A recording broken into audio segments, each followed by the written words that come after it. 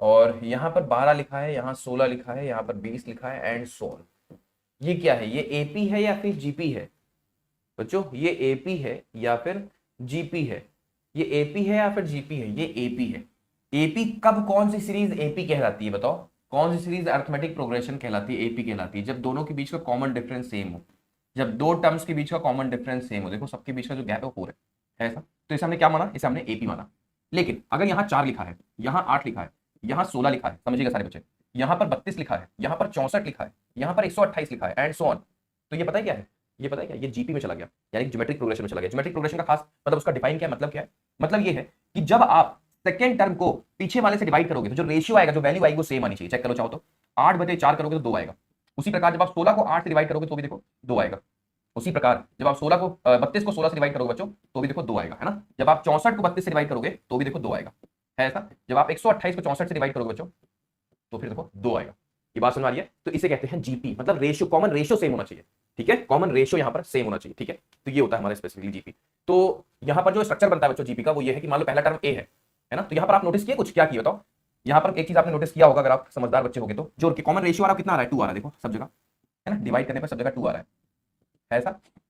इसे common difference नहीं बोलते, जैसे यहाँ पर क्या है, ये कॉमन डिफरेंस है, लेकिन ये कॉमन रेशियो होता है। ठीक है, तो आप नोटिस करोगे जो कॉमन रेशियो आता है ना, यही मल्टीप्लाई हो रहा होता है। अगला टर्म लाने के लिए आपको बस उसी कॉमन रेशियो को मल्टीप्लाई कर देना है।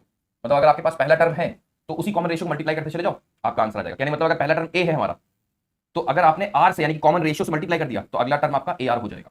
अगला टर्म उसके बाद वाला फिर से आर से आपने मल्टीप्लाई कर दिया तो ए आर स्क्वायर हो जाएगा। फिर से आपने आर मल्टीप्लाई कर दिया तो ए आर क्यूब हो जाएगा। ये होता है कॉमन रेशियो का यूज। ठीक है, हाँ बहुत जरूरी है। ठीक है, जीपी का भी आपको नॉलेज होना चाहिए, क्योंकि एग्जामिनेशन में जीपी सीरीज भी पूछी जाती है। राइट, देखो ध्यान से, यहाँ क्या है, तो पहला टर्म अगर हमारा ए रहा तो अगला ए आर हो जाएगा, फिर अगला ए आर स्क्वायर हो जाएगा, फिर उसके बाद ए आर क्यूब हो जाएगा एंड सो ऑन। ये हमारी सीरीज हो गई। क्या पूछा गया है?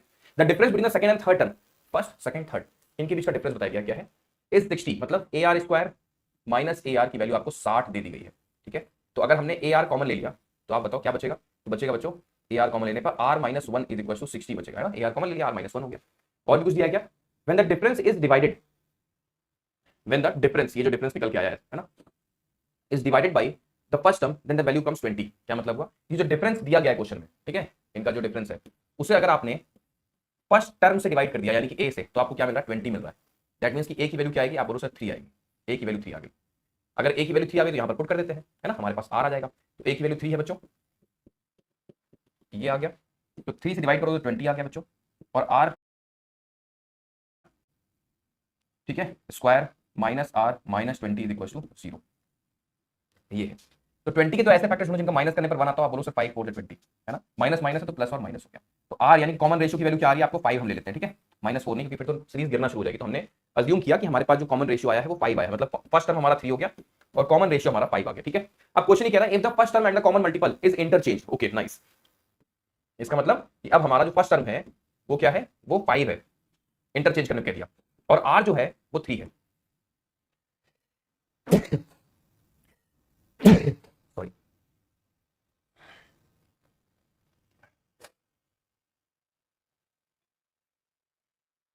ठीक है।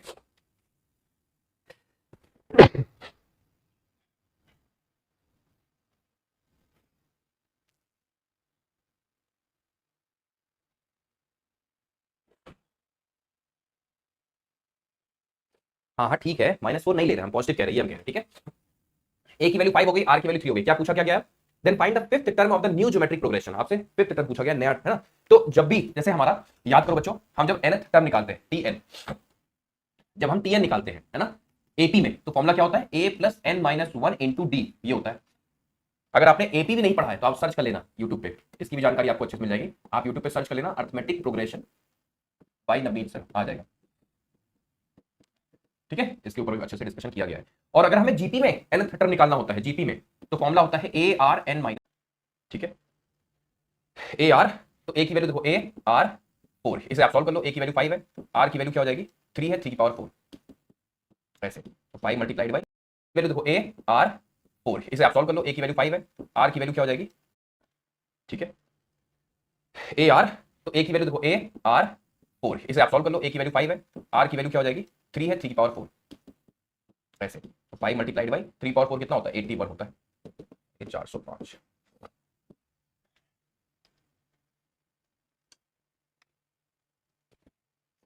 ठीक है, समझ में आ गया अच्छे से।